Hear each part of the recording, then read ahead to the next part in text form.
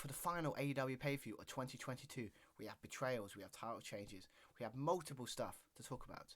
So yes, let's get on. We're talking about AEW Full Gear 2022. Let's go. Austin 316 says I just whipped your ass. Yes! You just made the list! Incoming Brock Lesnar. And hello, ladies and gentlemen, my name is Stuart Irvine and welcome to my review of AEW Full Gear 2022. Obviously, it's the final pay-per-view by AEW in 2022. So yes, they've stacked it out with 10 big matches, multiple title matches, 1 or 2 grudge matches, all kinds of awesome stuff. So can't wait to talk about it. It's taken me a while to get through watching this 10 match card. But anyway, if you like what we do here and you want to make sure that you don't miss anything for the 2023, please like and subscribe and please leave a comment. Let me know what you think of this whole video. But yeah, so we had the MJF Jon Moxley match that I couldn't wait for. We obviously had the fatal 4-way for the ROH World Title. We had Jungle Boy versus Luchasaurus. We had all kinds. There's a lot of good matches here. Obviously, we had Saraya versus Britt Baker in a one-off match. So yes, a lot of big stuff happening in a sense. But yeah, can't wait to talk about it really. It took me a while to watch this pay-per-view. It's taken me a couple of days because obviously a lot of stuff to talk about. So enough for me blabbling on. It is partial anyway. Let's go and talk about the first match of the card, and that is the steel cage match between Luchasaurus and Jungle Boy Jack Perry. Can't wait to talk about it. Let's go. So yes, let's talk about the steel cage match between Luchasaurus and Jungle Boy.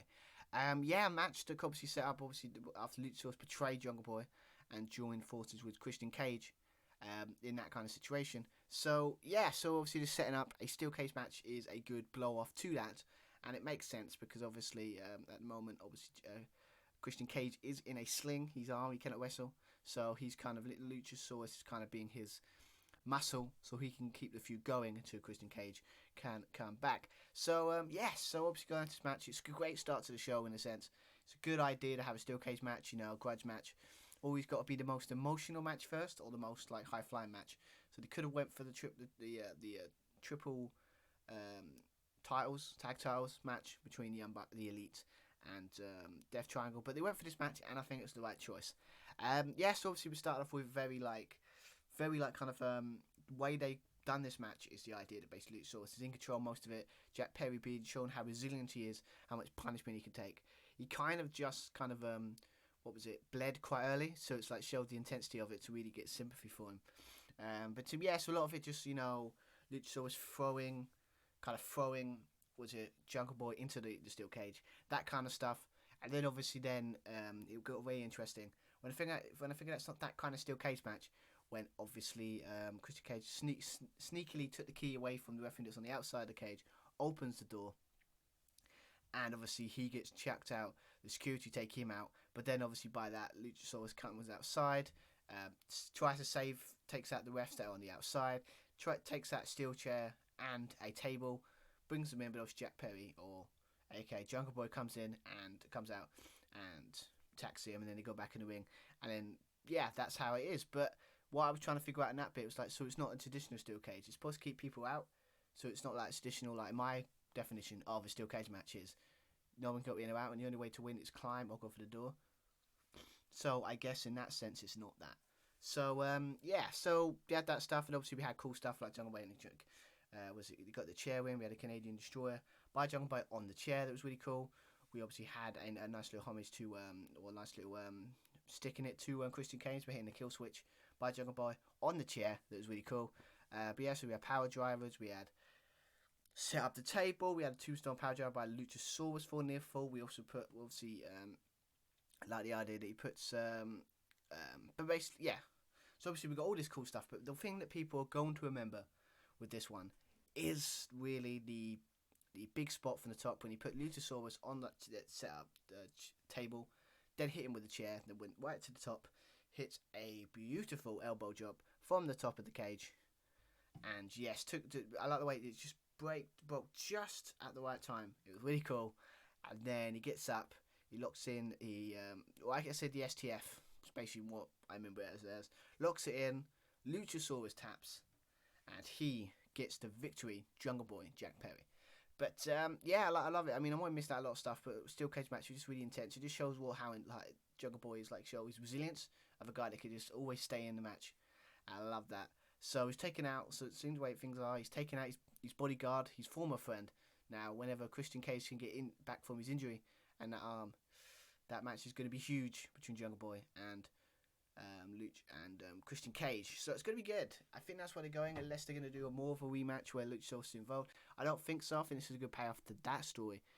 And yeah, I cannot wait to see what they do here. I mean, it's a story that makes sense. I mean, obviously he's going to get revenge, but I think what I like, it's the most interesting Jungle Boy has been for a while. In the sense he's been drifting, but I feel that this is the kind of story that could really catapult him into become a really successful single star.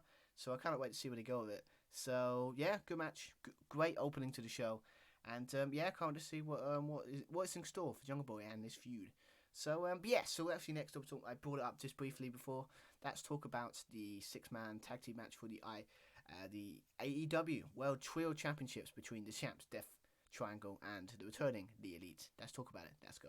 Yes, let's talk about the second match on the card, the first championship match of the evening. Obviously, the Trios Championship is on the line with Death Triangle defending their titles against the former champions, that is, the returning Elite. Again, really cool stuff here with I love the idea that was the Elite coming back, and that entrance they put out, really cool. Obviously, one thing that's a bit salty with the Elite is, like, I don't know, it just feels a bit weird amongst. Obviously, I really did respect Elite, but the whole thing with Punk and the whole situation with that, it's left a bad taste in my mouth, as well as some people as well. Obviously, the crowd kind of are on the side of the Young Bucks here in this so-called back and forth with the fuck you, Punk chance that obviously isn't great for Punk. It's probably a good sign that he's not coming back anytime soon, aka ever. Obviously, I'm not going to put my 2 cents on the situation there, really. But yeah, it doesn't look good, and especially when they're the EVPs. Yeah, it's not the great. But anyway, that's backstage. This is in the match. As for the match itself, it was just exactly what you expect. You've seen these guys go out of each other. I mean, we all know that the Lucha Bros and the Young Bucks had a great history of back and forth. Obviously, we had I think, was it Pac versus Kenny Omega was one of the early feuds that Kenny Omega had. So it was just exactly what you expect. High pace, move after move. I could go on each move, but there's so many. I don't want to go and exit every single one. So the kind of front we had was counter after counter after counter. A lot of kicks, a lot of super kicks, a lot of all kinds of stuff. It's really cool in that sense. We've got a situation where you got the trios hitting their finishers. What was it? The Death Triangle hitting their finishers on the Elite. Looking like that was going to be the end of the match later on. But obviously we had obviously with the good thing with Pac when he did that, hit the Black Arrow and then hit the submission move, the Brutalizer, and he almost got the win, obviously, but yeah, it was like almost got there. But the kind of story that was going through, kind of I've noticed with this one, is they've kind of pushed a little bit, is the story of Ray Phoenix and trying to use the hammer and trying to make him use it in the match, because obviously you got Penta that's kind of like he's always been on the dark side, and obviously Pac doesn't care. He's just a very bad man that people seem to like because he's a very bad man. So for them, but Phoenix is trying to win, trying to win the right way. But obviously he tried to, gave it to him later on in the match, and obviously he threw it away. Obviously, but then this time it almost cost him the match, because obviously Kenny Omega hit a nice 1916 power driver. I think that's what it's called. Hit that and almost got the win there. But then obviously at the end of the match, we had a situation where we got Pac tried to use the hammer later on as well, because obviously Phoenix not going to use it, he's not going to use it. Tries to hit him, but then super kick by Matt stopped him from hitting Kenny with that hammer. But the finish, no surprise, ended with the hammer. With obviously we got Pac, Pac giving away Phoenix the hammer, obviously, and and then he had it while Kenny Omega lifted him up for the one-winged angel, but he reluctantly used the hammer, knocked Kenny out, really sold the hell out of it, and then went for the countered the roll up into a pin, got the win, 1, 2, 3, and still is your truest champion, Death Triangle. But I like the story here where Pac and Phoenix are kind of going to Pac and Penta go to Ray Phoenix and kind of make him go, "You did good, son." It's like, but he's not happy. It feels like he doesn't want to win that way. there's a story there that maybe there's not a new story, but it's a story that I like because Rey Fenix is amazing. If you watch any of his stuff in AAA, he is an amazing wrestler. So the idea that it could do a thing where maybe this is where he breaks away from the Death Triangle, maybe there's a story in there. That's what I think will happen. But yes, obviously then the Elite losing, I was expecting they'll come back and win. Makes sense. Obviously there was announced later on in the show that there's going to be a 7-match series between these teams. That makes sense. I know a lot of people will be like, oh good, we're doing rematches after rematches after rematches. But it only is rematches if it's not got a purpose. I love many things in wrestling. I love tournaments. I love ladder matches. And good God, I love best of 7 series. I love them. Probably ever since the days of, we're going back, way back where Booker T and John Cena had one for the US title. And I loved every minute of it. Ever since then, they're not always for everyone. It depends on the wrestler. But I think this could be cool if they use it in a way that not all the matches are the same. They have stipulations. Everything's very different. Like one match suits one team, one suits match another team. If they do it like that, if you just straight up the same match for 7 matches, yeah. But if every match is just a little bit different, it might be quite good. So I cannot wait for that. I might check it out because obviously I haven't watched wrestling as much as I should the last couple of months. But yeah, it's good stuff. I like to make Death Triangle probably deserve to have titles. It would look a bit suspect if the Elite just walks in and wins the title back. So maybe they might win him back in this best 7 series. We don't know, but I'm intrigued. I like the story of Rey Fenix. Maybe a little bit. He doesn't want to go to the dark side, but his other teammates do. We'll find out, but I can't wait. So it's a good match. I like it. There's a lot of good moves in this match, but again, I promised myself to cement like a mental thing is to not like go one by one on each bit. It's Young Bucks, man, against like these teams. Like they're always gonna have move after move, so I can't track them all. So, but yes, but if you like that kind of stuff, definitely a good match to watch. I do to a point, but obviously sometimes it would be nice to have a match that's not like this. Would be nice. 7 matches of it though, I'm gonna enjoy it, but if you do something different with every match, that's what you got to do. Make it some story beat, something in there every week that makes the match just a little bit different, and I think they will. So should be interesting. That's the best match since the end 2022. So obviously talking about one title match, we've got another title match. Obviously we've got the match for the AEW TBS Championship with Jade Cargill going against Nyla Rose, and yeah, interesting. We go into it. So yeah, let's talk about it. Let's go. So yes, let's talk about the TBS Championship match between Jade Cargill and Nyla Rose. Obviously, this match was set up with the idea that Nyla Rose has kind of found a way in to getting a title shot by just basically taking the belt. And Jade Cargill is not happy with this. And then the whole situation of like, who do you think you are taking my belt? It's a simple storyline, but it kind of works because it shows Jade Cargill, like, it shows what a badass she is. And obviously, Nyla Rose is like her biggest challenge yet. Because obviously when it comes to Jade Cargill, she's always been the strongest, the toughest, the one that's everyone's like. She's always the person that's probably got the more advantage. But Nyla Rose is like, she's probably equally as strong as her. She's probably more vicious than her. So it's like the match was like, she finally met her match. She finally found someone that's cocky and could actually take that title from him. So that's what I was going in anyway. I mean, again, Jade Cargill match is definitely getting better over the years. Over the last, she's got a good record. She looks good. She looked good because obviously I remember watching some matches earlier on. She looked pretty green, but she looks quite good in this match. I think it depends on who she goes against, but I think she'll get there. I think that over time she's going to be like probably she's one of the best women in that division. But for the match itself, it was a cool thing. Obviously we had Nyla Rose come out with Vicky Guerrero with the Lowrider, with nice little homage to Eddie Guerrero. That's always up for me. Because obviously Eddie Guerrero is one of my favourite wrestlers of all time. So that makes no stats. Yeah, if you want to get me to, if you ever did a quiz and you say you want me to give you the points, just make an Eddie Guerrero reference and you probably get it. This is why I wouldn't be good at being a quiz. But anyway, yeah, so obviously we had that. Obviously the match started.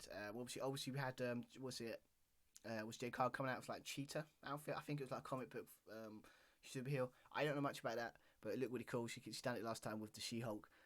Jade Cargill didn't really pick up thing. It was pretty obvious to me because obviously at the time I was watching She-Hulk.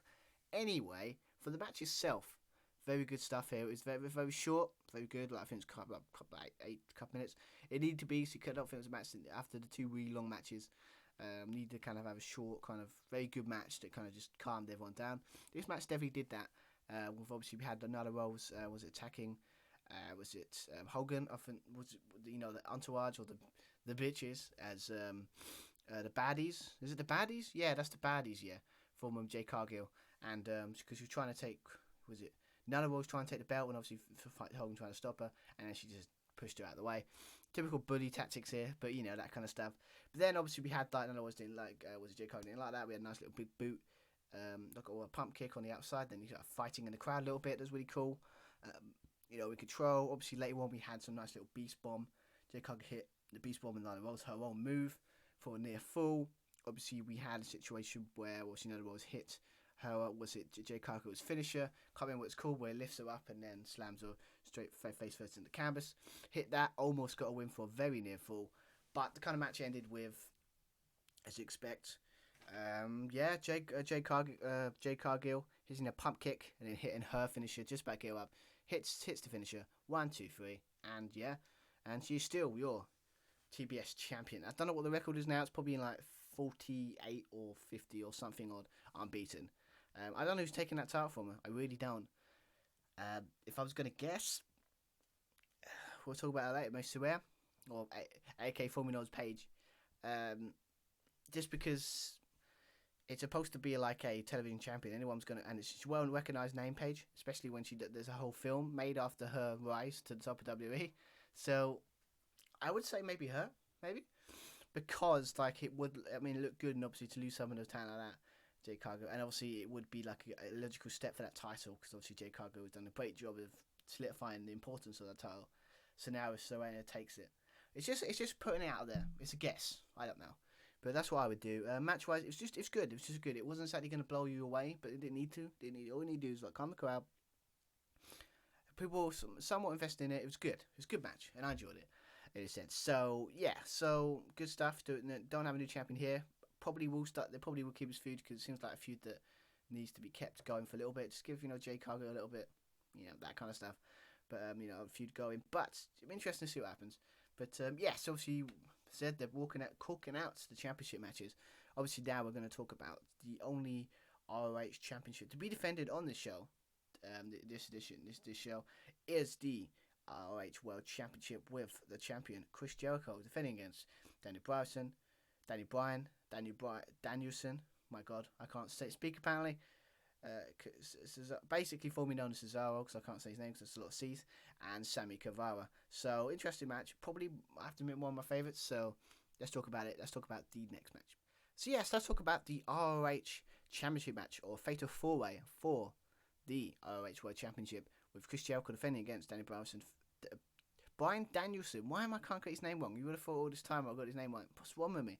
Yes, obviously then you got was it Castanzaro? I can't say his name. I'm just gonna call him Cesaro. I'm sorry. It's how I remember him. I will get that name eventually. It will, but it's terrible. But Sammy Guevara as well. Yeah, the funny thing is about the ROH title is it's weird. It's a title of a company that technically doesn't exist yet. If you know what I mean. It feels like it's defending a title on another brand, and having shows, but they don't have a weekly show yet. So it feels like it's like, okay, this is a bit weird. It doesn't feel like, because nobody knows what's going on ROH month. Yes, they've got Final Battle next month that I'm probably going to watch. Might with you, I might not. If not, this form, I might do a review on it, blog, written wise on my blog maybe. But yeah, I don't know. It just feels a bit off, because obviously they have all these ROH titles, but they're not being defended weekly, and you can't really put them on AEW. So, because obviously that's really not helping the brand when you're defending a company's titles on another title. They've got storylines. Put on one show. It's a mess. It's a mess at the moment. So I don't know if he's like waiting to New Year to announce that they've got a TV deal, or he's working on a TV deal, or working some sort of deal where he can have a weekly show with ROH. When that happens, then ROH is going to be good. But until then, it's a bit in limbo. And this is what this kind of feud does feel like. Even if it's Chris Jericho is doing that thing where he's fighting former world champions, former ROH world champions, trying to say he's the greatest champion of all time, and everyone's saying he's the greatest champion. I do like the thing later on this match when they're talking about Samoa Joe probably is the greatest. That probably sets up there's going to be some match between Samoa Joe and Chris Jericho for that title. Just saying, might happen. But anyway, so we'll talk about the match itself though. Very good. For Fatal 4-Way, it's got the pace. For me, like, this is what I like about this pace and the way they did this match. It's more my kind of style than maybe the Young Bucks. I I like that kind of style, but I think for that, just mentally, I think I can keep track of what's happening in this match more than what I can do with the Unbunked matches, and them kind of like high flying, kind of very quick pace kind of like matches where it's move after move after move. I still like those matches, but honestly, I prefer these matches, to be fair. So a good match here. Was obviously you had stuff like Daniel Bryan, Chris Jericho on the wing early. Look, everyone was fighting on the outside. We had Chop Fest. Everyone's, typical Fatal way where everyone has their moment, has their time to shine in the ring. We had a thing later on where we had Daniel Bryan had a nice enough half Boston Crab on the knee of Chris Jericho, but then Chemical Ride, that's really cool. As he does, as much as you might like the guy personally, the guy in the ring, there's no doubt he's one of the best out there. Did a nice little one off the top. Was it Cutter on? But I think it was so double. Yes, now I remember now. It's a double. It was like a double Boston Crab, half Boston Crab. Obviously Chris Jericho and Cesaro on both sides, and then locked in. Then obviously was Sammy Guevara at the top. Hits a double cutter from the top that looked really cool, and it always does when he does it. Then obviously it was Sammy Guevara and Chris Jericho. Was it? Yes, obviously in control. Obviously we had Chris Jericho hitting a. I think I said F5, but I just realised that I've actually my notes are wrong. It's actually an FU, and basically because obviously it makes sense. It's called a Death Age Driver, but I like the idea. He's a sports entertainer, so obviously does the most notable sports entertainer alive in John Cena, so it makes sense. Yes, he had that kind of stuff. We had a thing later on with Chris Jericho, with Sammy Guevara and Bryan Danielson hitting a standing fly, and then Jericho hits a lion salt just after that. Cool move there. We had a mid-air cold breaker on Cesaro. We had a thing later on where obviously when he did that, Sammy Guevara broke it up, and obviously that we always thought, when would he turn and try and he's there to help Chris Jericho, but when would he think, well, actually I want to win this title, and he kind of did. Then he had a push back and forth, and then they started fighting, and then you got Sammy Guevara hitting a cold a cold breaker on Chris Jericho that was really cool. Then obviously back and forth. We had sharpshooters. We had a nice little Cesaro and Daniel Bryan doing a thing where Cesaro had the sharpshooter and Daniel Bryan had the bell lock on at the same time. Chris Jericho was in trouble. Then Sammy Guevara comes back in, turns on Jericho again, hits a nice 450 spat from the top, almost gets the win, almost wins the title. Then after we got throwing Sammy Guevara with Sammy Guevara on the outside, then Daniel Bryan hitting while he was doing that, turned around, hitting a knee. That's when I thought the running knee. I thought that's when Bryan Danielson was going to win. I think it made sense for him to win the title, but that's just me. Running knee, but Cesaro catched out for near full. Then we had nice exchanges near the end. I think was it move after move after move. Then obviously at the end we had Jericho hit a running. I think it was a running Judas effect on Cesaro. Then hits and then gets him up and it hits another one on him. Gets the pin. 1, 2, 3, and he's still your ROH World Champion. I think it's my favourite because I think it's everything I like about them kind of them style matches. It's fast paced, but it's paced well. It was a good, well paced match. I didn't know who's going to win really. I went Bryan Danielson because I think the way they were setting up, it would be nice to see him win the championship. I don't know if that'd be a thing. Probably when they have a show. Probably wouldn't surprise me if it's the first show, or if he faces him at Fun About. Maybe, I don't know. That'd be interesting. But obviously Cesaro or Castanzaro, I think that's how you pronounce it. Probably butchered it. I don't know what's going on with him. Obviously, we'll talk about it later when we talk about what happened in the main event. But yeah, he's in a bit. I think when they get this ROH thing off the ground and they figure out what they want to actually do for storyline wise and get them a TV show and stuff like that, they're going to be okay. But until then, it just feels a bit doing like in the lurch. And then putting them being on the AEW storylines as well, it's making the shows really hard to really watch. So yeah, we'll find out about it. But yeah, Chris Jericho, obviously we found out he's later on. He's on Wednesday. Obviously, when this comes out, this will be on Wednesday. So later on Wednesday tonight, he's going to be facing Toni Ishii from New Japan Pro Wrestling. Obviously, a former. I don't know if I have to look it up. Was he a former ROH World Champion? Probably was. Probably in the days when ROH and New Japan were having a nice new deal. Wouldn't surprise me. So that'd be a fun match. Probably might tune in for that on tonight when it is on. So yeah, so good stuff. I have to admit, probably one of my favourite matches tonight. Might not be for everyone, but obviously there probably were more intense matches, but I just like this match because it's just everything I like about kind of them kind of style. It's more my kind of speed than anything else. So maybe it's just me, personal opinion, but I would say this is probably up there in the match tonight. But we've got so many good contenders, and I would say probably in the match we'll talk about next, it's probably up there as well. Obviously, we're going to talk about the returning of the first match in almost 5 years I think it's 5 years, Saraya, aka probably known as Paige, going against the woman in the AEW Women's Division, Dr. Britt Baker, DMD. So it's going to be fun. I can't wait till this match. It's going to be interesting because it's cool stuff. So let's talk about this match. So yes, let's talk about the match between the returning Saraya going against Britt Baker. I mean, it was a big shock when we found out a couple of months ago. Was it like a month ago or something like that? When Saraya, formerly known as Paige, came to AEW, and they obviously found out a couple of weeks ago that she is medically cleared, and that means she can wrestle. And it seems to be a thing now where everyone WWE tells you can't wrestle. A couple of years later, they eventually wrestle. Again, it works. Obviously, Bryan Danielson is one, Edge is one, and now Paige, making Saraya her actual name, I think. So, so it's a really big match, and obviously her first match is probably against the top wrestler, women's wrestler in the company is Britt Baker. Obviously nothing against wrestlers in, but she's out of all the wrestlers that have they're brought in and new ones, she's the one that's piped to they've actually built a star there in Britt Baker. So it made sense to go against her. If she's gonna probably to test her mettle to see if she can hang with the best women's wrestler out there in AEW, then she's probably knows she's back and she can do well. But yeah, so it was really freaking good. Obviously, I just realized before recording, just listening to that theme by Swerve. My God, very good. I do like a good wrestling theme, especially one that fits so well. So yeah, that was cool. And obviously, we had a thing where brother was there for support. Obviously, with what's fighting for our family, I've watched that a lot. Probably only once, but that's because I watched it in cinema.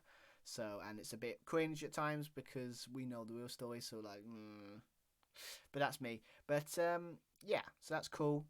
So that was really cool. So we'll go into it, and obviously Britt Baker coming out as well. But I like the idea that obviously we like the thing that started the match. Well, anyway, talk about the match. And Britt Baker was kind of working on the neck, a lot of neck breakers on. So there was a bit early in the start where she didn't get up, and everyone was like, Britt Baker was like, everyone was like, the gasp in the arena, oh wait, is this real? Because obviously everyone's too wide. That neck still, it's probably why this match wasn't as fast paced as I was expecting it to be, because the pace of this match was very slow, very, very slow, but not in it's depressingly slow. So I think it was trying to put it at a pace that works for Saraya. I think Britt Baker was trying to make her look like $1 million, and I think she did in this match very well there.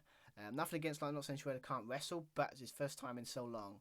It's probably the same thing where I think when CM Punk, obviously CM Punk's hated now, but when CM Punk debut, to put him against someone that he knows that he can carry or kind of make him look good, type thing. That actually now when I say it out loud doesn't actually sound that good, but Saraya's not that kind of person, I don't think. But anyway, so yes, we had that kind of stuff. Obviously, Britt Baker does thing where she's done a neck attack on the neck in front of her brother. That obviously typical wrestling families. She knows how to play the game. So properly it's trying to get, shouting at her saying, get all, support us, his sister, that kind of cool stuff. But yeah, very slow paced. I said trying to probably see how long she lasts and probably trying to protect her neck. Don't want to do some fast pace on her first match back and then she's out forever. So that's what I thought here. We had obviously some cool looking. I think it was I think it's a former move. I haven't watched Paige or Saraya in so long. I forgot. I think it's a finisher where she lifts her up, and there, and it's she lifts her up and then dabs her up. It's basically like a really cool DDT. I forgot what it's called, but yeah, so straight on Britt Baker's head. Later on, obviously we had Britt Baker hits she hit 2 curb stomps in the match.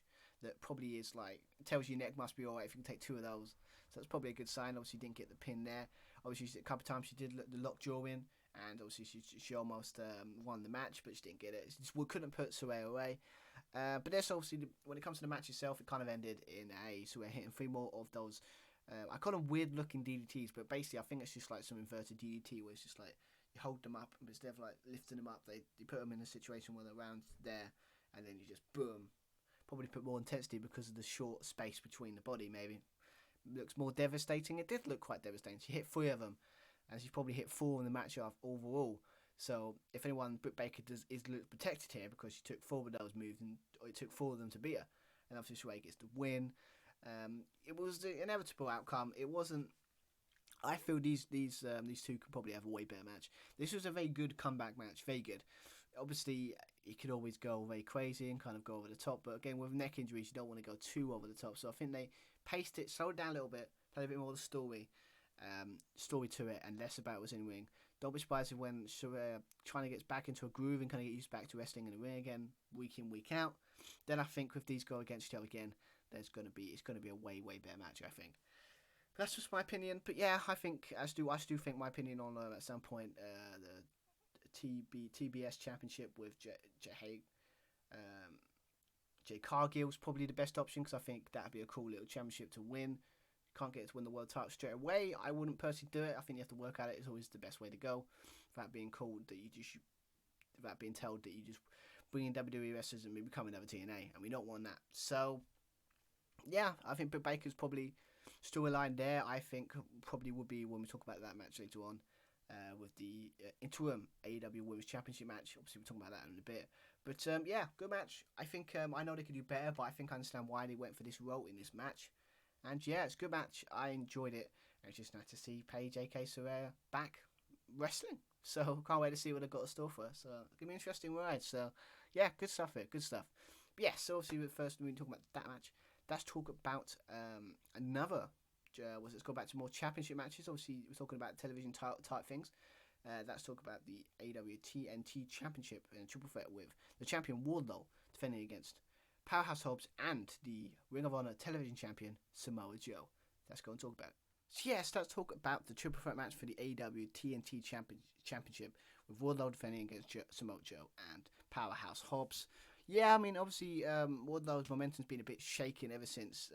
He hasn't been up to the standard he was before, obviously, the stuff with MJF.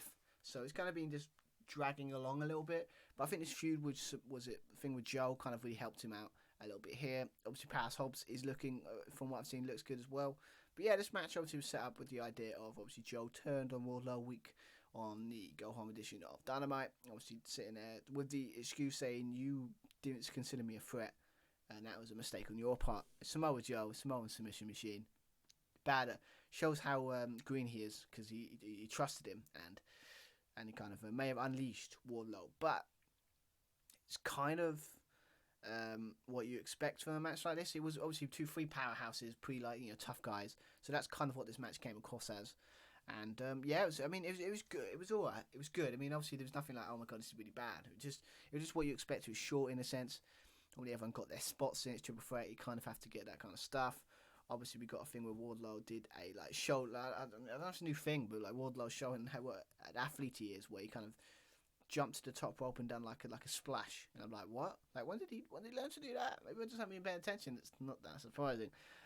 Yeah, so obviously done some amazing moves, showing that how he's one of those big men that kind of can do really crazy high flying spots. Probably Brian Cage, probably another one that can probably do that. Obviously, we wish they could do more of him, but that's another discussion for another story. Yeah, so put in my notes here. What was it? Wardlow can fly? Who knew? Apparently he can. But yeah, I thought he looked great in this match, though. He did look great. He looks just like a real beast here. Obviously, we got Powerhouse Hobbs taking out both men early on. I think it was in the Timekeepers area. Took them both out. Powerhouse Hobbs hits that massive spine buster that is his finisher later on in the match. Obviously got hit it. Obviously got a near fall. Obviously, then we get to the end of the match where Wardlow was hitting those power bombs. He hit around about 5. And obviously, Joe was outside the ring. And just when it looks like he was going to pick up the victory, Joe hit him with the Wardlow with the TNT Championship. Obviously, you'd be like, whoa, disqualification. And I think, again, triple threat, no disqualification. You can do what you want. Even I forget sometimes. Yeah, hits him with that.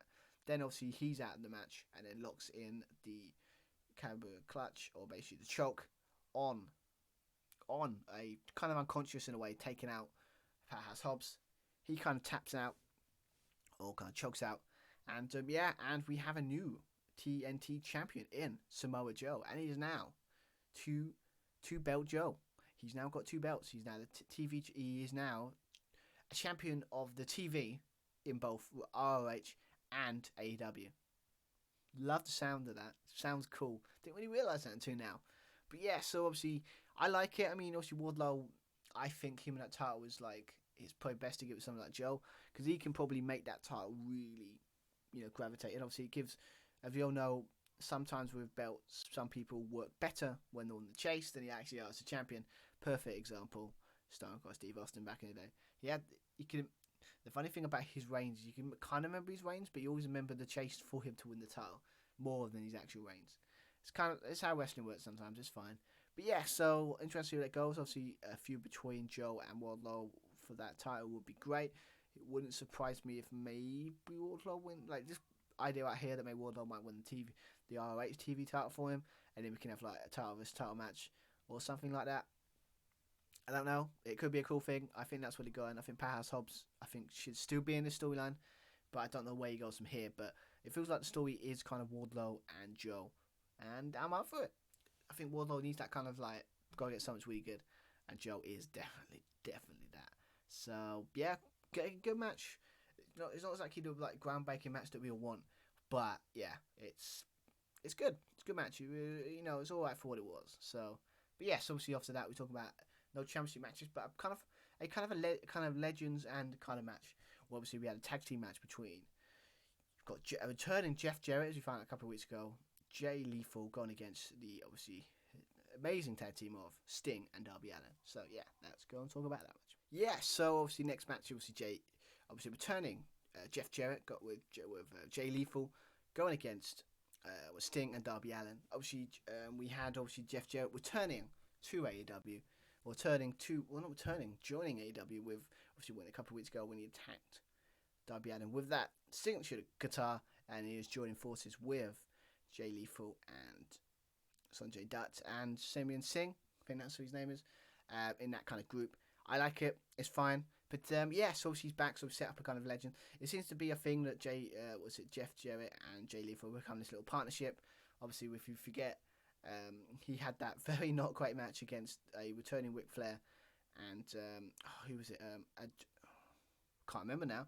But basically, it's like this seems to be the team, so it makes sense.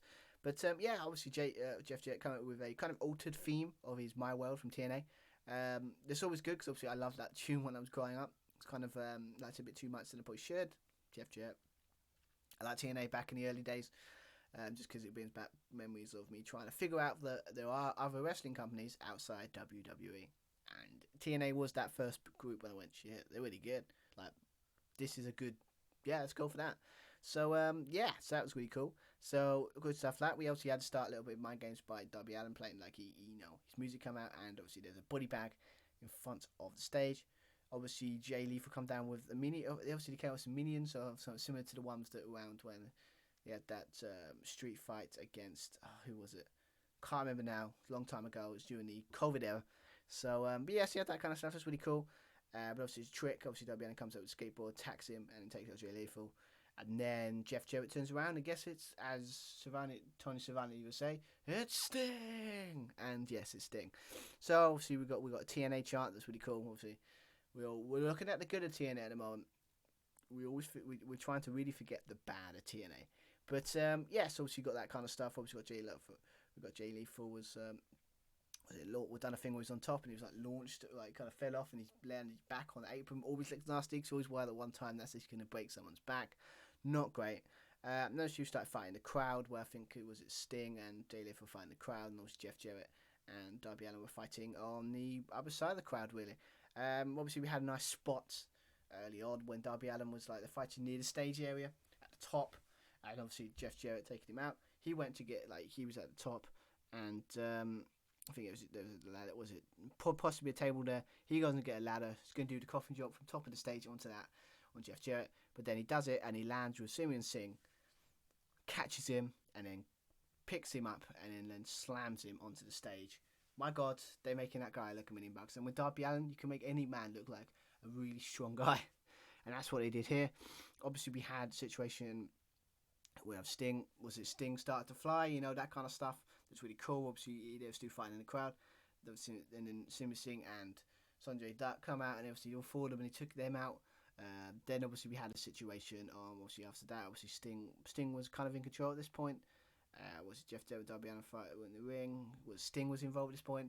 We had Sting locking in a Scorpion Deathlock submission, but then obviously we had a situation where Singh came in. I think Jet was in Jay Lethal, and he comes in, choke slams him, nice choke slam there for a near fall. Then Jeff Jarrett gets the guitar, tries to hit Darby Allin. Darby Allin gets out of the way, almost hits Jay Lethal, but I like the idea that what was it?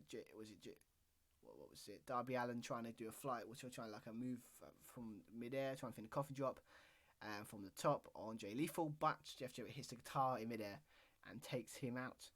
And looks like Darby Allin's out. Then he gets up and embraces his inner Sting. I think the whole storyline between these two is they're both inspiring each other. Where Sting seems to be doing more high flying moves, while Darby Allin's kind of embracing the kind of resilience of Sting and kind of like taking his moves, kind of thinking punches, that kind of stuff, like very Sting-esque. That was really cool. Then obviously we got was Singh taken out with a Scorpion Death Drop kind of and Coffin Drop combo. That's really cool. I like the idea of trying to hit the Scorpion Death Drop, but he can't because they're trying to make Singh is too strong. Then Darby Allin hits a Coffin Drop just to put the icing on the cake. Then obviously Sting kind of counters Jay Lethal's kind of lethal injection, kind of like hops on the thing, and he like it's like a really spectacular cutter. But Sting done a really cool thing where he caught him mid-air and trying to hit like a Scorpion Death Drop while he's doing it, but it didn't look as good. So I think they might have done this on the fly. With Darby Allin goes to the top, he hits a Coffin Drop on Jay Lethal. He gets the win. Them two get a win. Very fun match. Really fun. The fans are really into it. And I mean, I like the story here. Like, I don't know, like the example they're trying to say that I like the idea of Jeff Jarrett saying that when Sting leaves him, he's going to have no one. So yeah, it's going to be interesting. So I'm interested in that match. And it's going to be fun. So yeah, let's see where it goes. Obviously, I don't know what's going on with Jeff Jarrett and that stuff. But yeah, let's go see where it goes. But yes, obviously now let's go back to the championship matches. Let's talk about the singles match for the interim AEW World Championship with the champion Toni Storm going against Jamie Hayter. So I cannot wait for that. So let's talk about it. Let's talk about that match. So yes, the AEW Women's World Championship was on the line with the interim one, I should probably say, Toni Storm going against Jamie Hayter.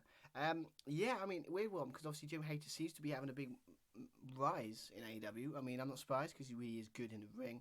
Seems to be the last couple months he's really trying to push her to be away from Britt Baker, because obviously she's gone from being the muscle to kind of be more of like the kind of equal footed or maybe a bit more popular than Britt Baker. And obviously Toni Storm's been a really good champion as well.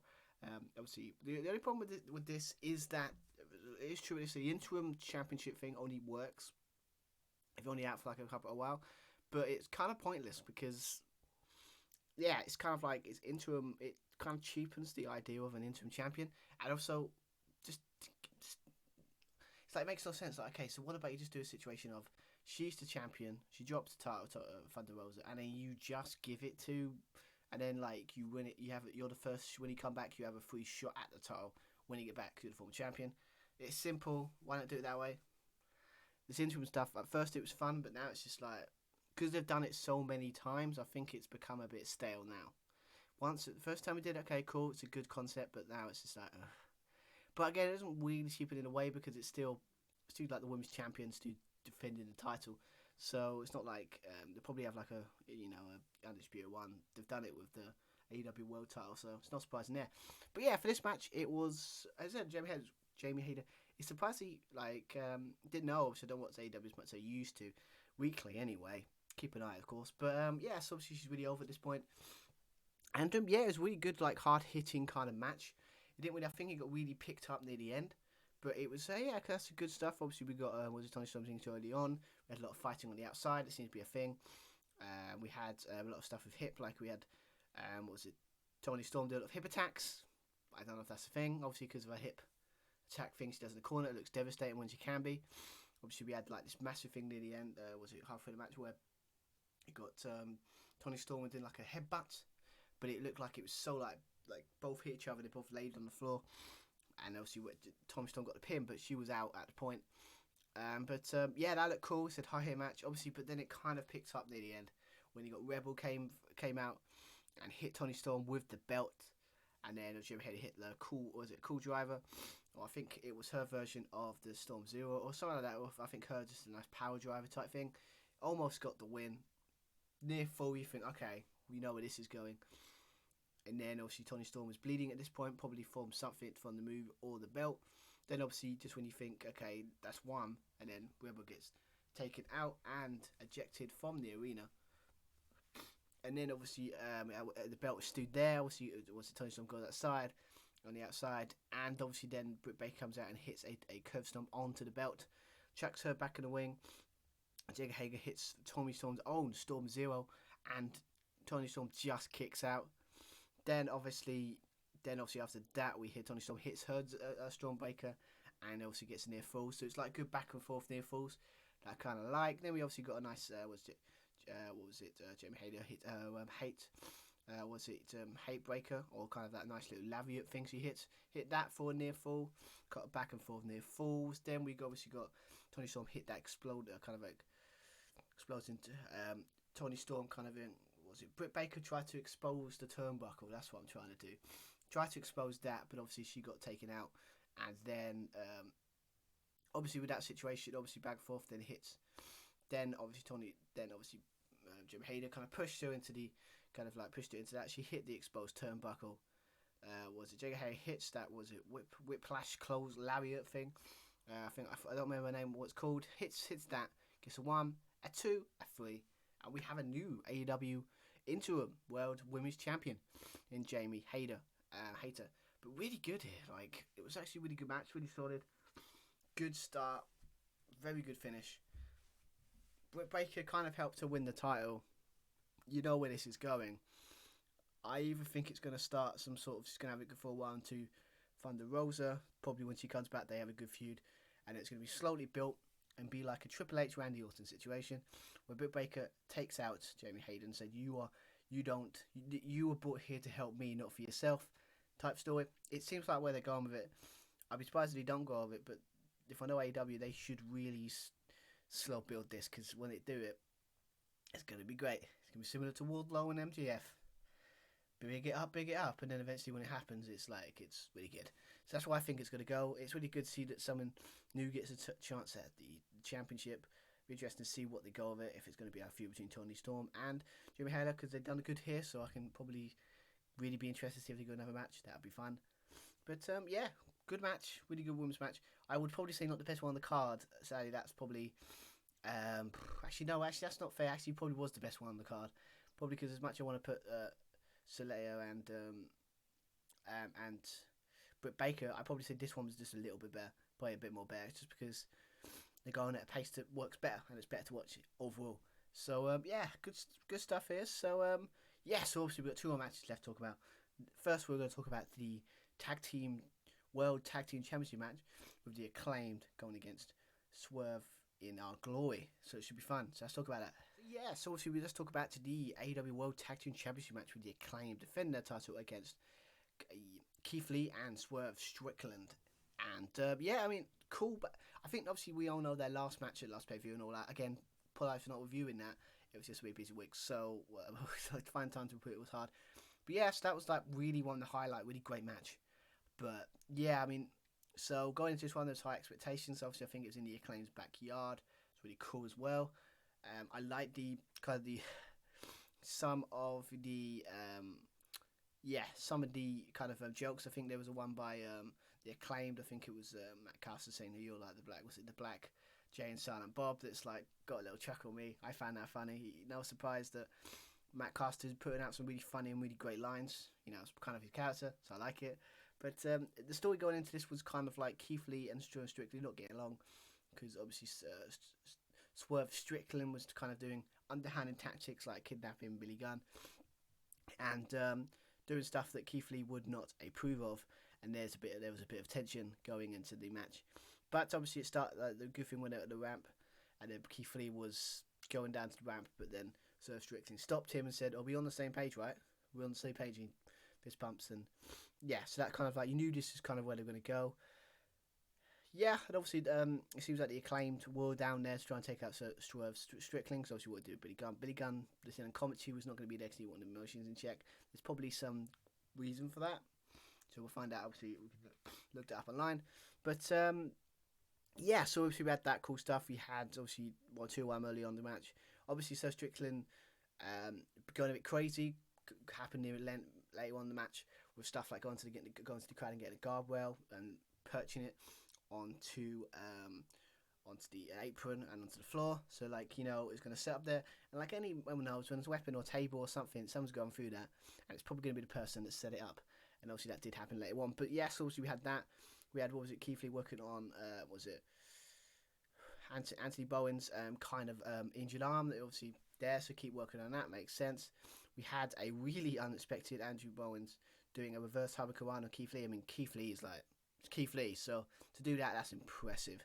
So we had that, and obviously the bit we'll talk about with the thing going through the guardrail.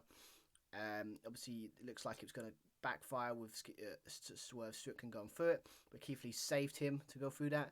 But then obviously Matt Custer, a crossbody onto the top, onto the outside, took him out, and then he went through, Swerve Strickland went through the guardrail.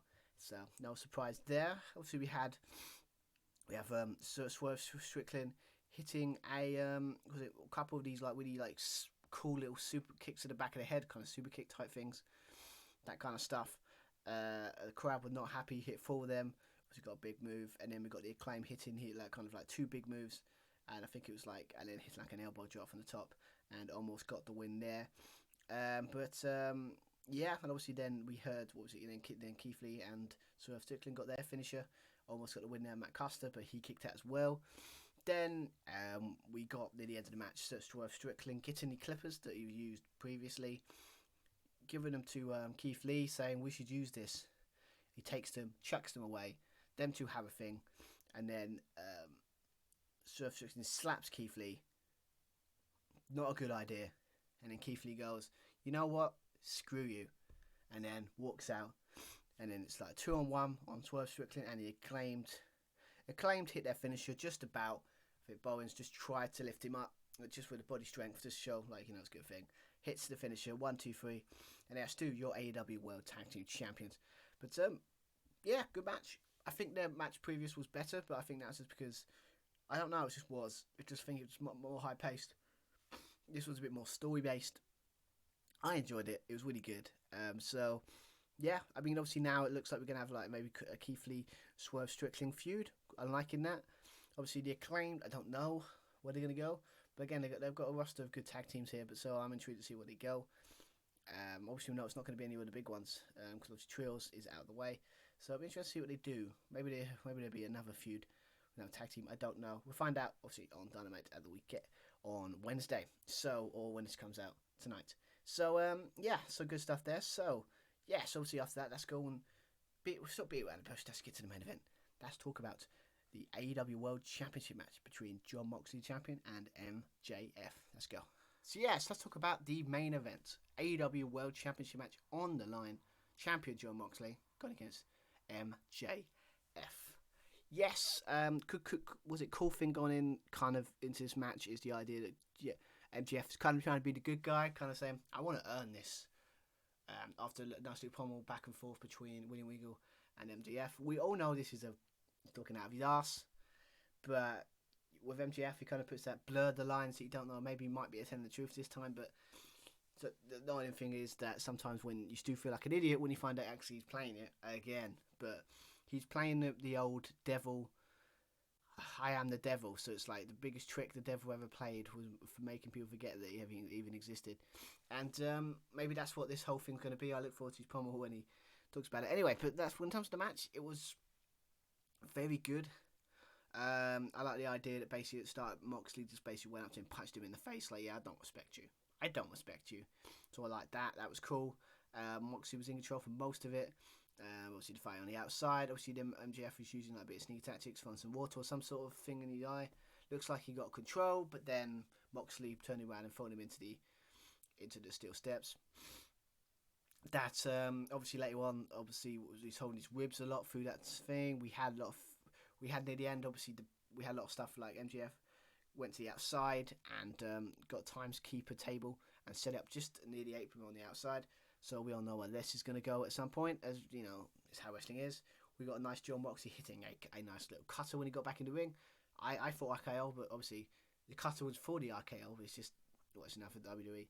That's how things. Obviously, the crowd were booing Jon Moxley. They were really invested with MJF winning the title here.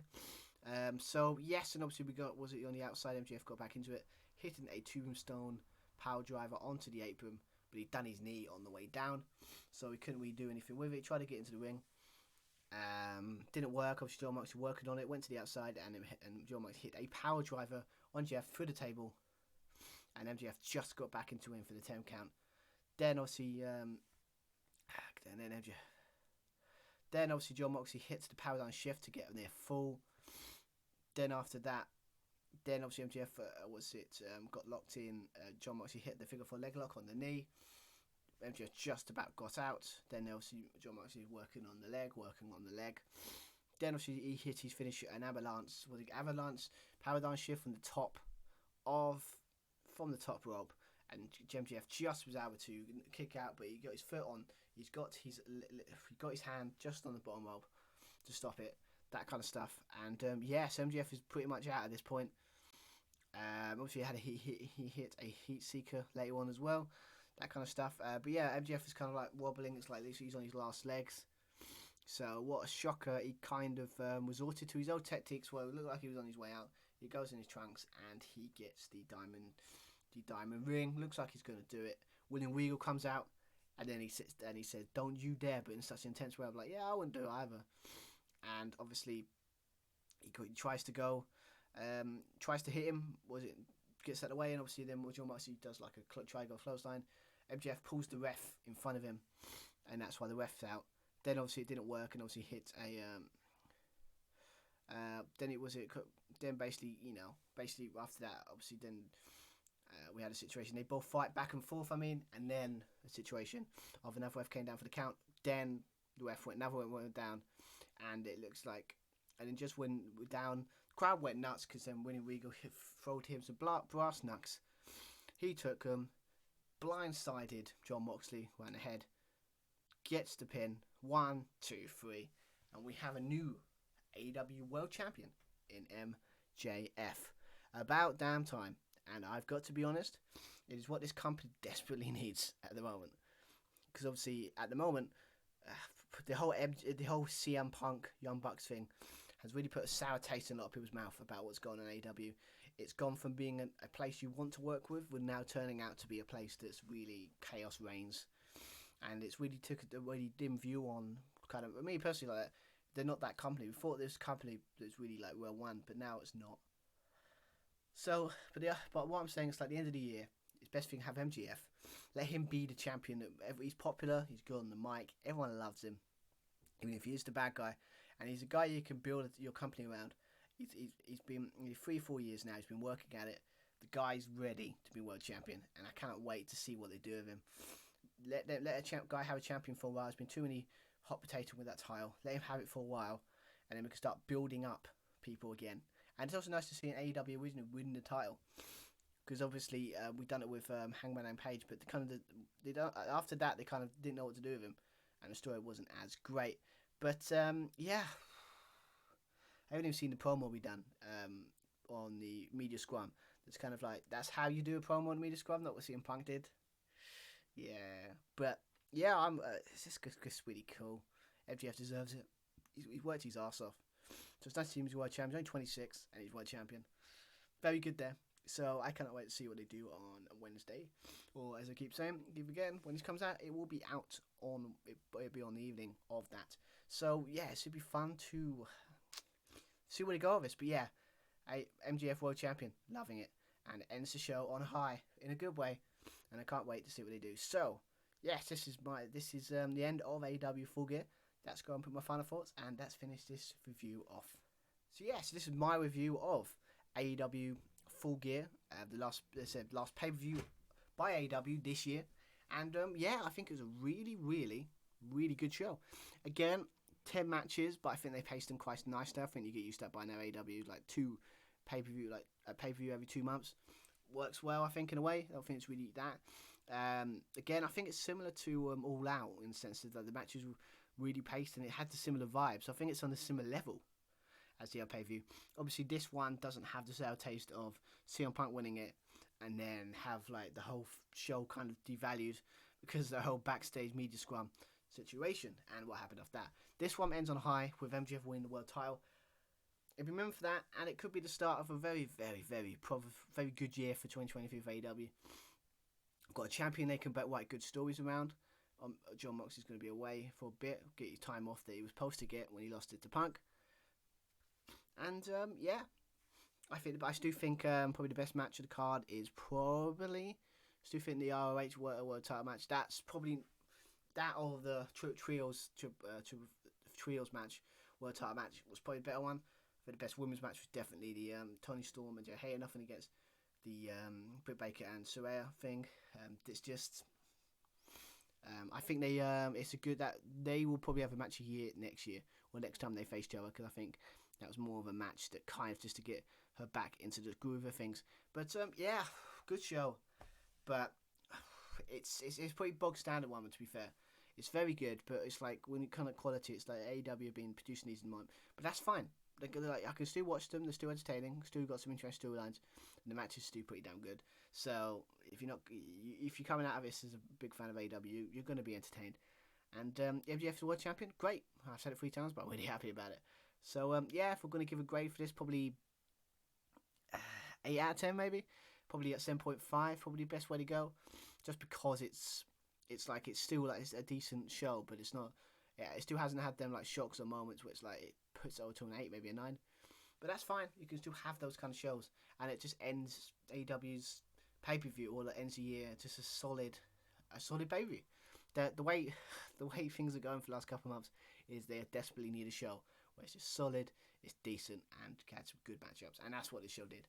And hopefully, fingers crossed, in AEW next year can get back to the kind of heights of quality, the ones that we enjoyed the year prior.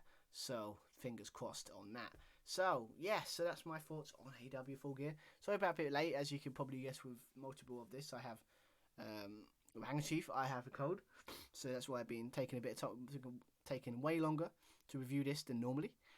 But yes, hopefully next time, next week when we do the WWE War Games Survivor Series pay-per-view, last one of WWE's year, thank God. So yeah, I can't wait for that. Starby should be better ready for that. So that'll be next week.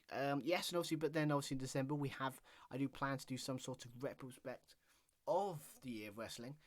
Normally I would do some sort of with awards thing, but because of the way things are going this year, it's not really the best thing to do, because obviously I watch as much wrestling as I normally would. So doing like some sort of award thing wouldn't be fair. So that's what I hope to do. Obviously, if you want to know, please go on Josh Stu Pod on our Twitter if you want to find anything more about us. Obviously go on the Josh Stu Wrestling Podcast Instagram. Obviously, if you want to, I post on that our predictions normally on there. So if you want to find out what we predict for the shows, definitely check it out. Definitely like and subscribe our channel. On 3 or 4 last time I checked. So hopefully we can keep that growing in 2023 and try and see if we can get a good number to end 2022. And yeah, I've been talking way too much, and I think we're out of breath already. So yeah, so I've been Stuart Irvine. Hope you've enjoyed this review, and yes, I'll be back. There's a good chance I'll be back. Maybe Josh at some point. Maybe we can get him on the show just for the end of the year. See if we can do it. That's our goal. That's our goal for the end of 2022. See if we can get one last review for him. Let's see. But yeah, so I've been Stuart Irvine. Hope you enjoyed this review, and I'll be back for Survivor Series War Games. It's gonna happen on Saturday, or is it Sunday? What's going to happen next couple of days, and I cannot wait. It looks like a pretty damn good card. I cannot wait to watch it. So until then, have an awesome rest of the day, and I will see you soon. So bye everyone. Bye.